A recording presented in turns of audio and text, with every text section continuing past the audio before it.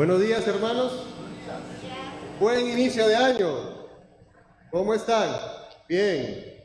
La gloria de Dios es buena para nosotros. Sus tiempos son buenos y perfectos. Y yo quiero hacerles una pregunta esta mañana. ¿Alguna vez usted ha pedido un consejo esperando que la respuesta a ese consejo usted no la va a hacer? Solo la nena de allá.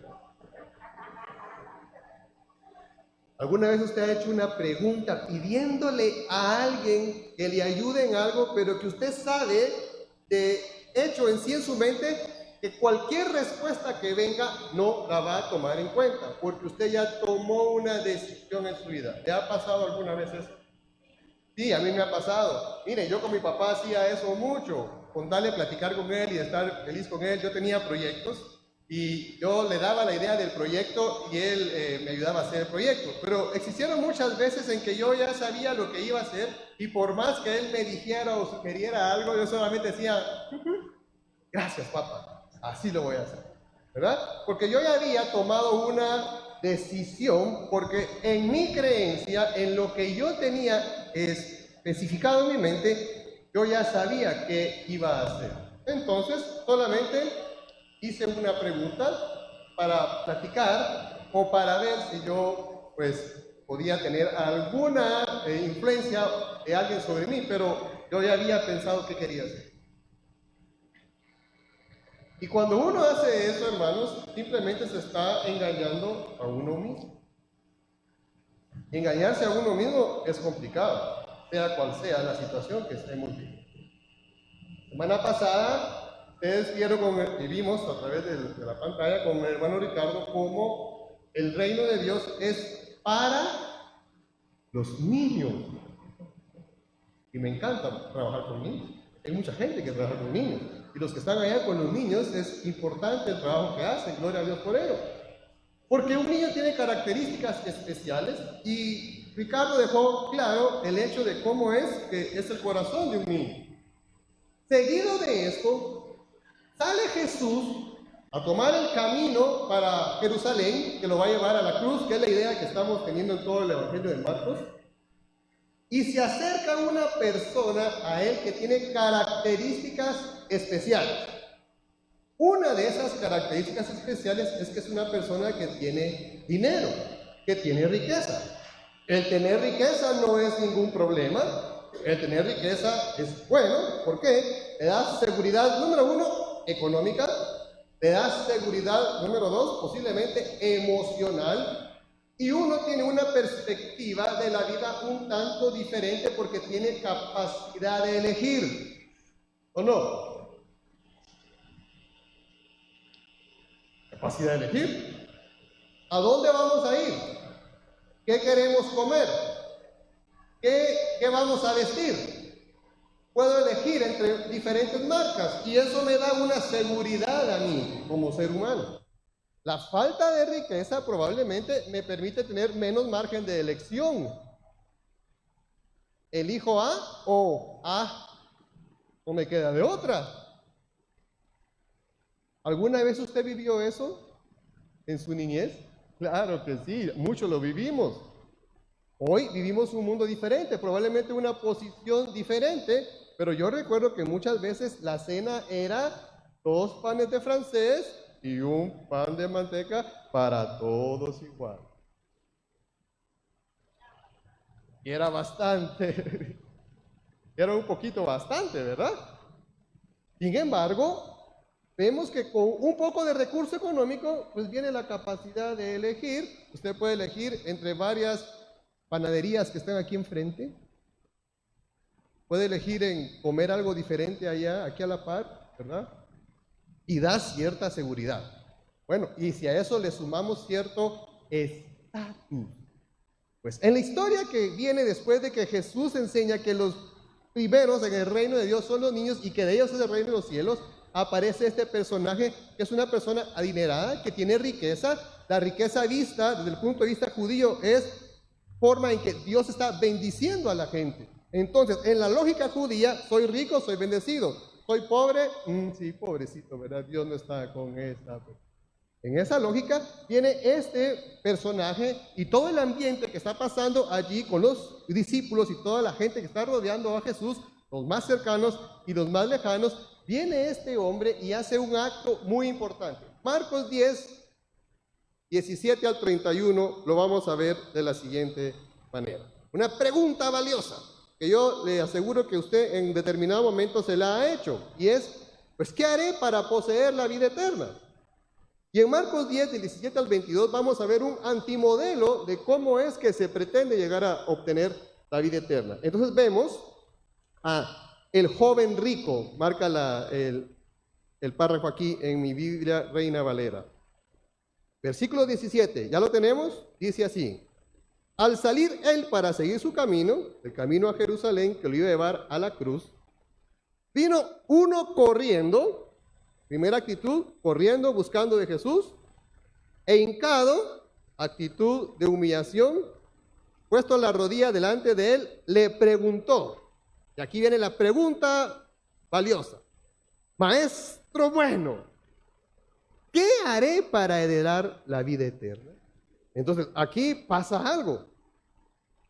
Esta persona quiere trascender luego de su vida aquí. Y no está mal el pensar que queremos trascender, o que usted y yo queramos trascender, que queramos tener pues la vida eterna. Pero esta persona acostumbrada a heredar algo, sabe que si está puesto en el testamento de alguien, una persona, y luego esta persona probablemente se comporta de una manera no correcta con la persona que está dando la herencia, ¿qué puede hacer la persona que está otorgando la herencia?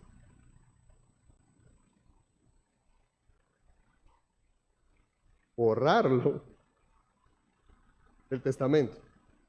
Hemos conocido personas que hacen un testamento, otro testamento y otro testamento, porque es la emoción lo que rige eso, ¿verdad? Hoy se portó bien, lo desheredo. Hoy se portó bien, lo heredo. Hoy se portó mal, lo desheredo. Y es como un juego emocional de coacción entre una persona y la otra. Esta persona acostumbrada a eso, entonces quiere asegurar algo más. Es decir, bueno, yo ya tengo una vida buena aquí, pero quiero trascender. ¿Qué haré para poder? O sea, ¿qué tengo que hacer yo para poder hacer eso? Obtener eso. Es una pregunta válida desde la perspectiva de este joven. En otra parte de los evangelios habla no solamente que es un joven rico, sino que es una persona que tiene aún más poder en la comunidad. ¿Qué haré? Bueno, ¿por qué hacer algo? Y toma el versículo, la parte anterior de los niños no tienen que hacer absolutamente nada, porque de los tales es el reino de los cielos, pero él, con una firmeza y una paz en sus posesiones, dice, ¿qué haré? ¿Sabe que parece una pregunta retórica? Como, ¿qué haré? Pero realmente, pues, no me toca que hacer más. Y lo vemos en los siguientes versículos. Cuando Jesús lo confronta, le dice, bueno, guarda los mandamientos. Yo ya lo hago. Eso para mí no es problema. Un amigo pastor del seminario, cuando estábamos en el seminario, decía, esa ya me la puedo. ¿Sí? O sea, esa ya me la puedo, ¿verdad? Pero ¿qué haré? Bueno, mire lo que dice aquí. ¿Qué haré para tener la vida eterna? Jesús entonces da un giro y le dice, ¿por qué me llamas bueno? La persona está reconociendo a Jesús como bueno, pero en la cultura judía llamarle bueno a un hombre podía ser una cosa no muy buena. Porque bueno, Dios, ¿sí? Claro que Jesús es bueno. Claro que Jesús es Dios. No está negando que Él sea bueno, no está negando que Él sea Dios. Lo que Jesús está haciendo aquí es redireccionar a esta persona con enseñarle cuál es la bondad de Dios para su vida. Y la bondad de Dios para la vida nuestra aquí en el año 2023 también. No hay bueno, sino solo uno. Y tú sabes que es Dios. Lo deja reflexionando y entonces Jesús introduce algo muy valioso aquí para este personaje. Y mire lo que dice. Los mandamientos sabes. Es decir, le da la lista de lo que Él ha hecho, Él ha vivido, Él ha estudiado, Él ha estado durante toda su vida percibiendo. No adulteres, no mates, no hurtes, no digas falso testimonio. Todos estos mandamientos que Jesús está mencionando ahorita tienen que ver con el trato unos con otros. ¿Se ha dado cuenta? Con el poderse llevar unos con otros. Pero Jesús añade algo aquí que no está en los 10 mandamientos, sino que Él añade una parte o cambia una parte y lo dice de esta manera: no defraudes.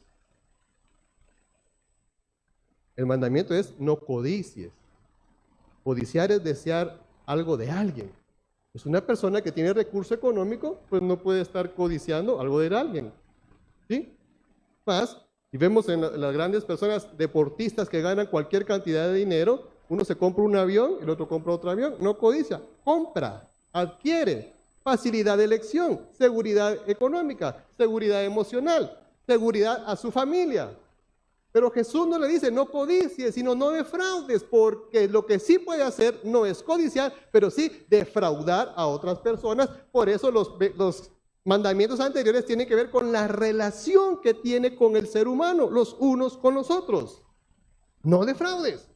Entonces él, muy cómodo, responde de la siguiente manera. Mire. Entonces respondiendo le dijo: Maestro, todo lo he guardado desde mi juventud. Atención aquí. La fórmula que él está utilizando es la fórmula conocida hasta el momento. Guardo, hay una recompensa. Lo he hecho desde mi juventud. Desde que soy un niño, he guardado y he hecho todo lo posible por guardar los mandamientos. El problema aquí es que a la pregunta de él de la vida eterna, no se llega guardando simplemente los mandamientos.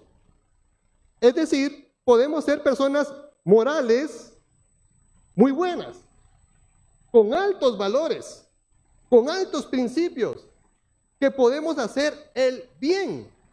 Pero si no hacemos el bien, si hacemos el bien y no tenemos el camino a la vida eterna, que es Jesucristo en nuestras vidas, solo somos personas buenas.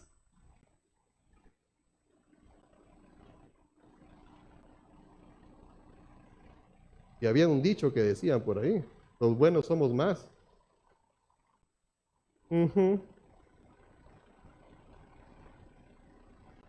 Parte de cierto, ¿no? Pero hacer personas buenas o ser personas buenas no significa ser personas transformadas por el poder de Dios. Una cosa es hacer el bien, otra cosa es tener la fuente del bien dentro. Una cosa es tener la fuente de la verdad, de la vida, el derecho de poder ser hijo de Dios, de poder tener la vida eterna. ¿Él se puso a pensar en qué significa eso?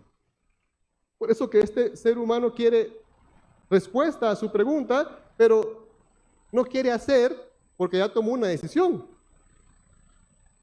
Su decisión es: yo se lo pregunto a Jesús solo para ver qué pasa, pero realmente yo creo que no tengo que hacer nada. Todo lo he guardado, todo lo he hecho desde mi juventud.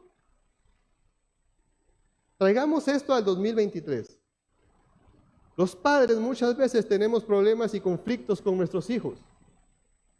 Y cuando nuestros hijos llegan a cierta edad, empiezan a decir cosas como esta: pero tú me trajiste a la iglesia. Desde pequeño estoy en la iglesia.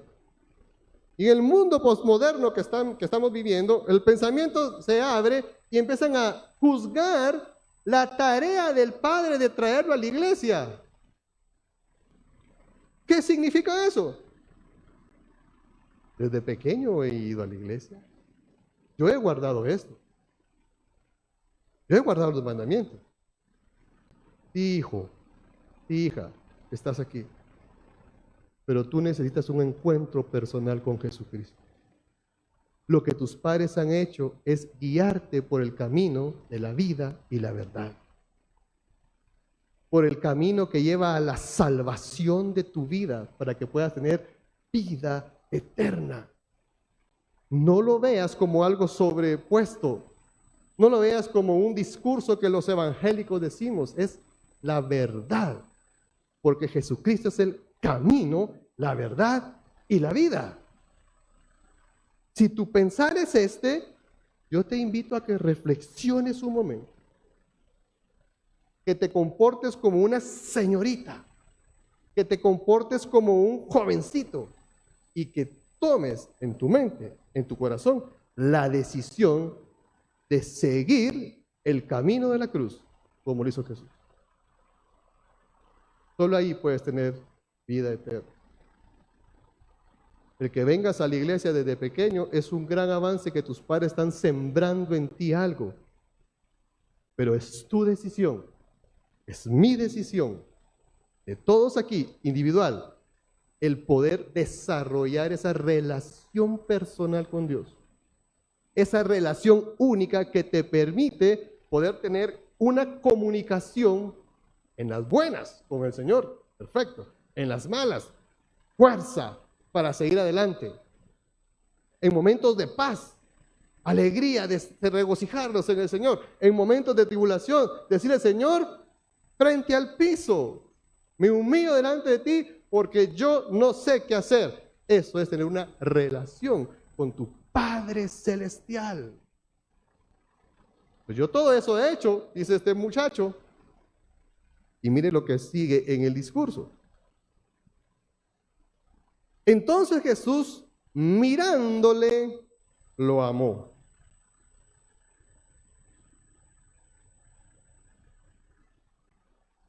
Es impresionante lo que Dios hace, ir en contra de la corriente de este siglo. Porque Jesús lo que hace es amar a esta persona. Lo ama y primero, mire lo que sucede. Este personaje no vino como muchos pensando a ver cómo hacía perder credibilidad Jesús, cómo derrotar lo que Jesús estaba diciendo, sino él venía pues con una idea de querer resolver una pregunta, aunque él ya sabía que no iba a hacer nada más que afirmar lo que él ya estaba cumpliendo en cuanto a la ley. Pero cuando Jesús ve el corazón de este muchacho, el corazón de este muchacho estaba apegado a su seguridad, apegado a la bendición que Dios le había otorgado a él en cuanto a al poder tener riqueza, que era el pensamiento que regía en la época y pues que rige hasta ahora en muchos lugares. No sé si usted se ha dado cuenta. Es que si Dios no lo bendice a usted con riqueza, es que probablemente no lo ama. Algo malo está allí. Pues que tiene que tener riqueza. Pues no necesariamente. Dios trata individual con cada uno y Dios le da al que quiera darle en la cantidad, pero siempre dice: no he visto un justo desamparado, ni su simiente que mendigue pan. Entonces Jesús lo amó. Agapao, el amor de Dios para este muchacho. Y le dijo, no lo despreció, escuche bien, lo amó e inquirió en lo más profundo de su corazón y le dijo: una sola cosa te falta. Regrese al versículo 13 y 16 de que el reino de los cielos es de los niños que no tienen absolutamente nada. Y ahora Jesús viene y le dice a él: una cosa te falta. Mire todo lo que dice que tiene que hacer. Anda, vende todo lo que tienes, dalo a los pobres y tendrás tesoros en el cielo. Ven y sígueme. 5 imperativos. Si hace el contraste con los niños que no tienen absolutamente nada y que solo es papá dame, y no saben los papás de dónde van a sacar el dinero, pero tienen la respuesta. Con lo que está haciendo ahorita con el rico, que le está diciendo que cambie de actitud y que suelte lo que para él le da seguridad. lo dé a los pobres y haga algo muy importante. Sígueme. Pero si usted recuerda, la vez anterior prediqué de tomar la cruz. Y se unen, sígueme y toma la cruz. Y explicamos esa vez que el tomar la cruz era lo que para mí es vergüenza. Lo que para mí es vergüenza, esa es mi cruz. Mi cruz no es mi esposa, mi esposo, mi cuñado, mi suegra, eso no es mi cruz. Esto es algo muy egoísta, decir que otra persona es alguien que me está causando problema. La cruz es algo que yo mismo tengo. Probablemente aquí la cruz que Jesús está diciendo de este joven rico es sus propias riquezas en cuanto a la confianza de la riqueza. Quítele las riquezas y aquí viene lo que le avergüenza. ¿Qué le avergüenza a alguien que tiene recurso cuando ya no tiene recurso? La falta de recursos. De tenis de marca, en mi época eran Adidas, Adivas, ¿se recuerdan? ¿Recuerdan los Adivas? Andaba uno con Adivas, ¿eh? Probablemente de algo que tengo, de cómo elegir a venir a algo que me avergüenza, que me miren, que no tengo, que ya no soy la persona que puede, sino que soy una persona que ahora anda siguiendo a alguien que su forma de vida no es expresar riqueza. Esa puede que sea la cruz del rico. Y entonces sucede algo muy interesante. Pero él, afligido por esta palabra. ¿Alguna vez usted se ha afligido? ¿Dónde siente usted la aflicción? Yo aquí siento la aflicción. Y soy emocional en ese sentido. Yo puedo tener hambre ahorita y usted me dice algo que me aflige y se me quita el hambre. Y ya no como. Pero a ratos me cambia la situación y así, no puedo comer y ahora puedo comer porque me aflijo aquí. Hay quienes la aflicción les da por el sentido contrario, ¿verdad? Aflicción y comer. Este se afligió, es decir, sintió nervios, sintió angustia, sintió desesperación por lo que Jesús le había dicho, porque él no esperaba esta respuesta, porque en la mente de él estaba haciendo lo que tenía que hacer y solo quería confirmar la vida eterna, pero ese era un trámite en la mente de él. Se afligió y se entristeció, su semblante decayó. Una persona triste, afligida, el semblante decae, ya no sabe qué hacer y como no puede resolver esta situación, ahora mire lo que él hace. Da media vuelta y se aparta. El que venía por una respuesta de cómo obtener la vida eterna, se va frustrado, afligido, porque no pudo. No le salieron los planes como él pensaba. Jesús cambió la forma. No es cuanto hagas, no es cuanto pretendas, no es cuanto tengas. Es lo que Dios puede hacer en su vida y en mi vida a través de ese sacrificio en la cruz del Calvario. Pues él se fue. Se termina esta escena ahí. Y empieza algo de reflexión. Mire lo que dice entonces el versículo 23. Entonces Jesús, mirando alrededor, dijo a sus discípulos. Imagínense esa imagen, Jesús viendo así, ya se fue aquel y Jesús viendo. Entonces dice, bueno, les voy a enseñar algo a ellos que están aquí. Mirando alrededor a sus discípulos, dijo, ¿cuán difícilmente entrarán en el reino de Dios los que tienen riqueza? Piense como la audiencia que está ahí. Sino que el que tiene riqueza es bendecido por Dios. Y entonces Jesús ahora me dice que el que tiene riqueza le va a ser muy difícil entrar en el reino de Dios. Y Jesús añade, entonces, y los discípulos se asombraron de sus palabras, pero Jesús respondió y volvió a decirle, hijos, ¿Cuál difícil le es entrar en el reino de Dios? Y aquí añade una palabra diferente. ¿A los que confían? Confían. A los que pretendemos, pongámonos ahí, que nuestra seguridad está en lo que tenemos, en lo que Dios nos ha dado. No sé si a usted le ha pasado, pero en momentos de crisis uno se aflige un poco, pero en momentos de bienestar económico como que ya no mucho. Como que ya la aflicción se fue, pues qué bueno que se fue la aflicción, pero entonces uno empieza a planificar y a hacer cosas y deja como en un ladito, como en visto al Señor, y empieza a confiar no solo en lo que tiene, sino que también empieza a confiar en la forma que usted tiene para poder generar ese recurso. Hasta que vino la pandemia. Muchos en pandemia, otros en pandemia,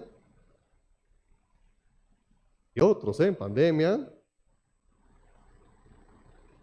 porque depende cuál era la forma de generar sus recursos, a usted le fue mucho mejor.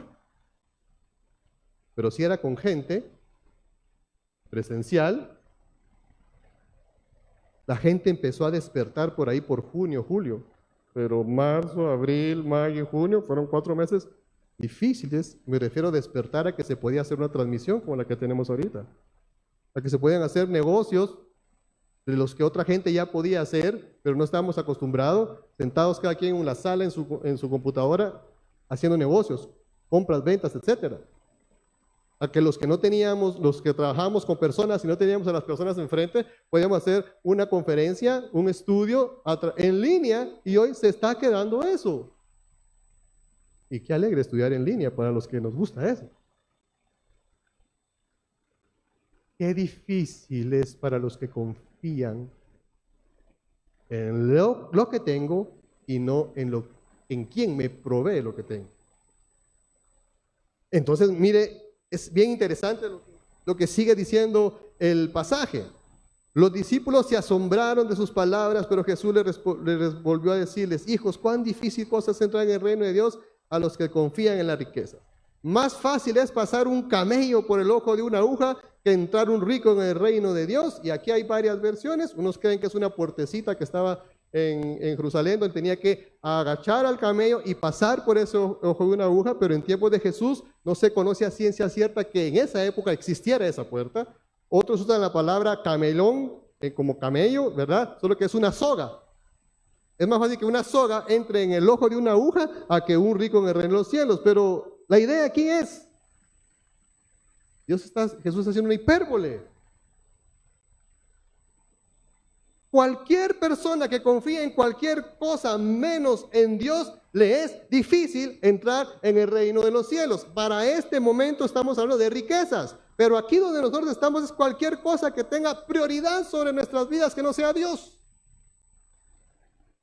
Entonces es momento de preguntarnos aquí en un segundito, ¿cuál es su prioridad en la vida, mi querido hermano? ¿Cuál es mi prioridad en la vida? ¿Qué sustenta lo que viene en nuestras vidas? ¿A dónde acudo en momentos difíciles? ¿A dónde acudo en momentos de alegría? ¿A quién le doy la gloria? Porque cualquier cosa que se interponga entre Dios, Jesucristo y usted como prioridad en medio, va a ser un obstáculo. Y vamos a pagar el precio de ese obstáculo. Y lo va a pagar aquí.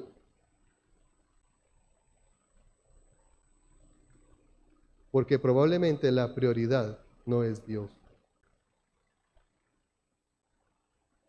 ¿Cuál es nuestra prioridad que nos acerca o nos aleja? Piense por un momento. Reflexiono yo en un momento igual. ¿Cuál es mi prioridad? ¿Qué me sustenta? porque me va a ser muy difícil. Yo no tengo al Señor como prioridad en mi vida, el que pase las situaciones de vida aquí en la tierra. Y por supuesto, si no hay una creencia en Cristo Jesús como Salvador, pues no vamos a trascender a la vida eterna. Analicemos eso. Ya tomé como prioridad la salvación en Cristo Jesús en mi vida. Es decir, reconocí al Señor como mi único y suficiente Salvador. O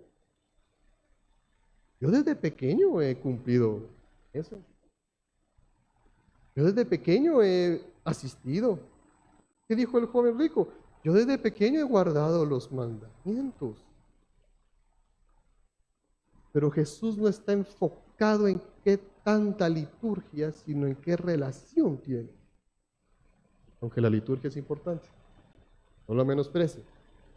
Pero ¿cuál es la prioridad?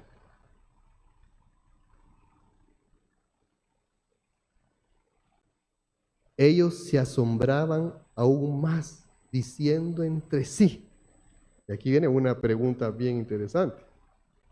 Y esta persona que tiene recurso y que probablemente el recurso que tiene es porque Dios lo ha bendecido, no puede entrar en el reino de los cielos. Imagínense. Y entonces, nosotros que tristes pescadores, pónganse a pensar como ellos. Y podemos, ¿verdad? Mateo, publicano, que dejó el negocio de dinero y soborno por seguir a Jesús. No tiene nada. Jesús mismo, carpintero. Sin menospreciar la tarea del carpintero, es una comparación. Ellos se veían como alguien que no tenía recursos. ¿Cómo vamos a hacer entonces? ¿Sabe que aquí es una palabra bien interesante que Jesús mismo utiliza y dice, ¿quién pues podrá ser salvo?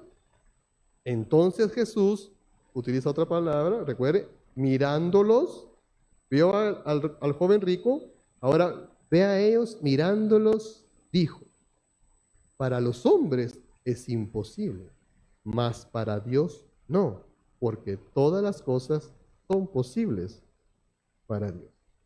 ¿Cómo es posible que un hombre rico entre entonces al reino de Dios? Tiene la misma posibilidad que usted y yo y que cualquier persona. Se llama gracia.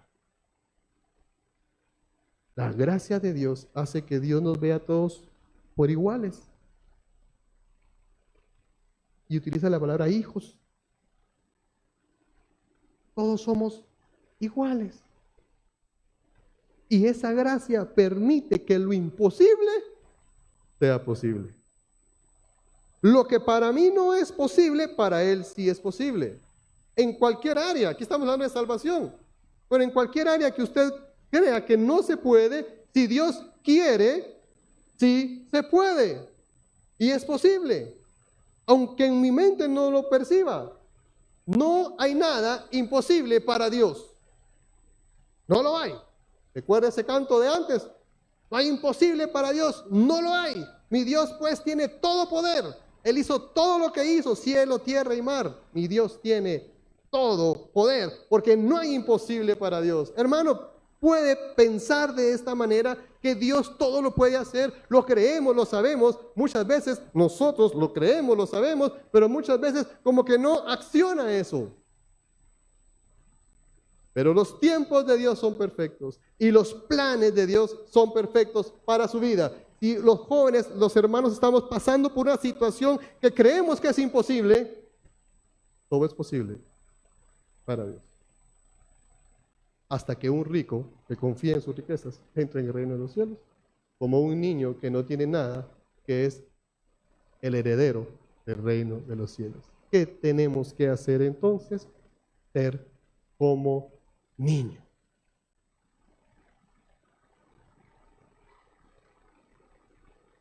Que no les importa si se sientan aquí o se sientan allá o los manda para allá. Niño. que solamente confía,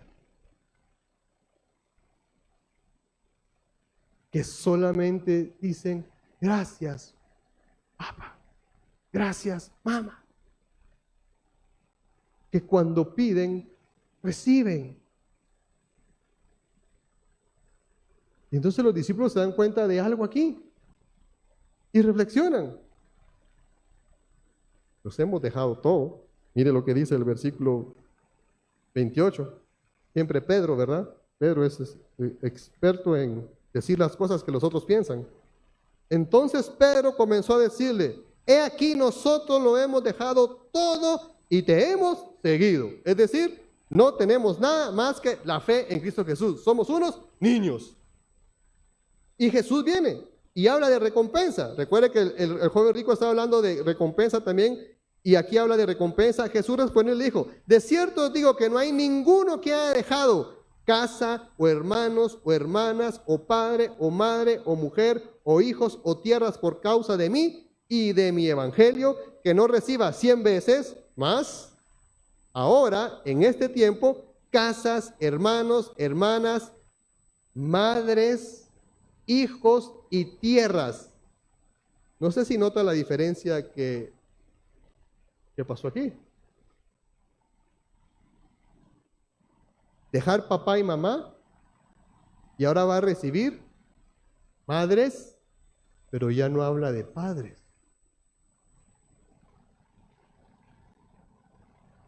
Porque es suficiente con papá Dios. Papá Dios cubre todo.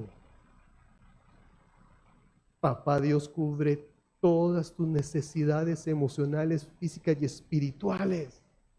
Ya no menciona padres. Porque Dios cubre todo. Y la recompensa es aquí. Si le ha tocado dejar algo a usted, hermano, no tenga preocupación. Dios va a recompensar. Tal vez no es como en la idea que usted lo tiene, pero va a ser una recompensa que Dios le va a proveer a usted. Porque Dios así lo está prometiendo. Y así lo dice nuestro Señor Jesucristo, que va a dar todo, pero utiliza otra palabra que es persecuciones. El Evangelio está en persecución y hoy más que nunca. Un mundo globalizado, la persecución está globalizada. Nuestros niños están siendo perseguidos por las ideas modernas, posmodernas, por las ideas actuales, donde lo que para usted era normal, para ellos ahora pues es una forma igual de pensar, o sea, es por la forma más de pensamiento. Lo que para usted era negro y blanco, para ellos es una escala de grises aquí en medio, donde Isaías dice que a lo bueno se le llama malo y a lo malo se le llama bueno. En esto están siendo invadidos nuestros hijos, nuestros jóvenes, dentro y fuera de las iglesias.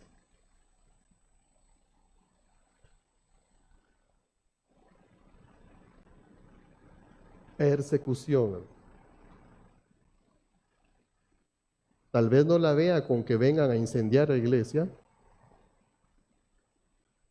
quiten la vida física, pero es otro tipo de persecución sutil que mata la fe.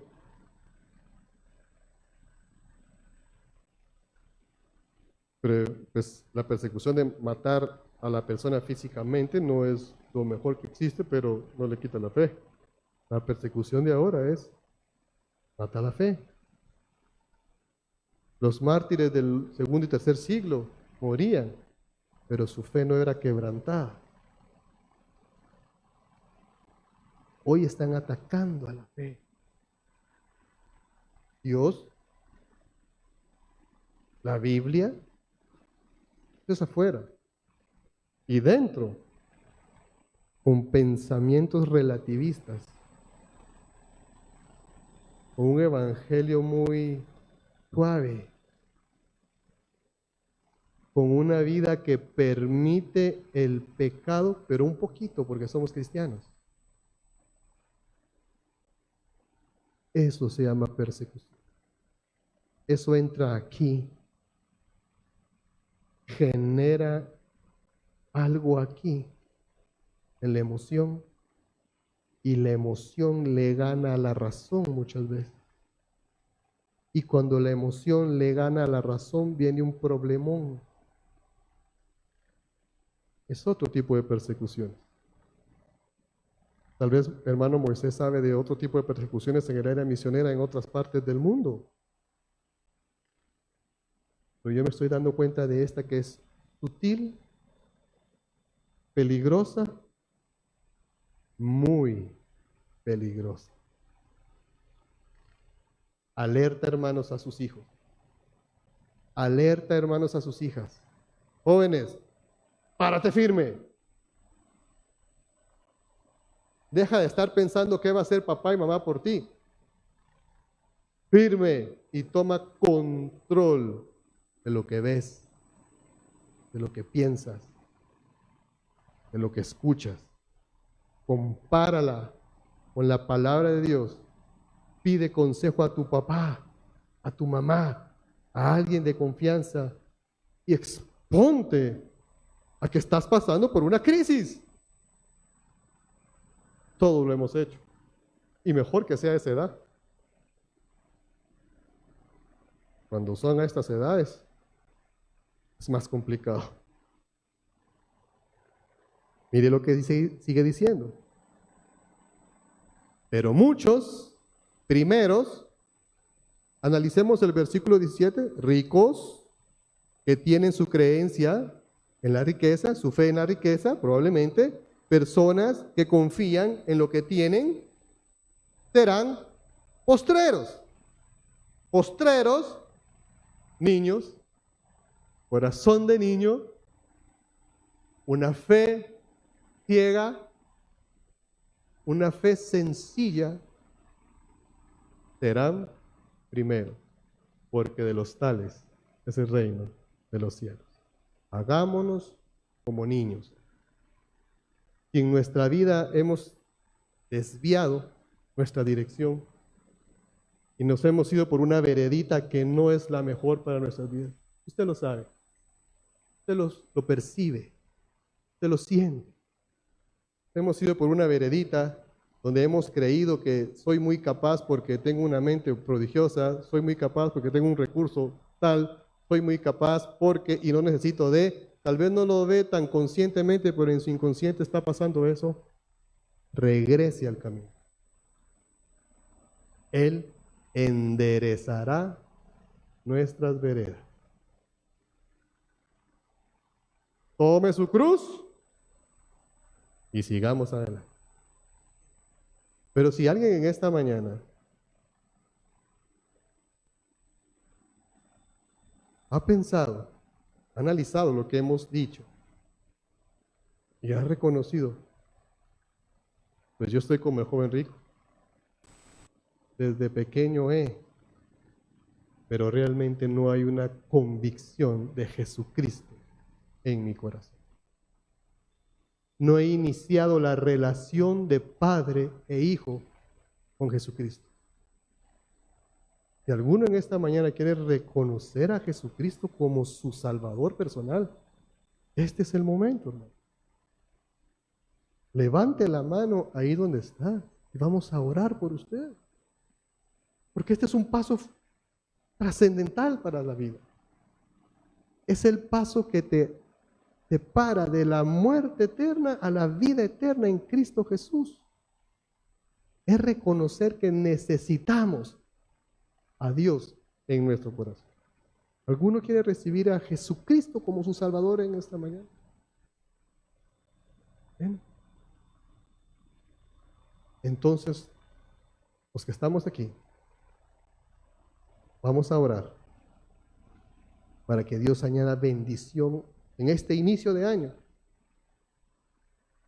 Retomemos el camino para los que hemos desviado nuestra vida en una situación de prioridad y que la bendición del Padre esté sobre nosotros durante todo este año.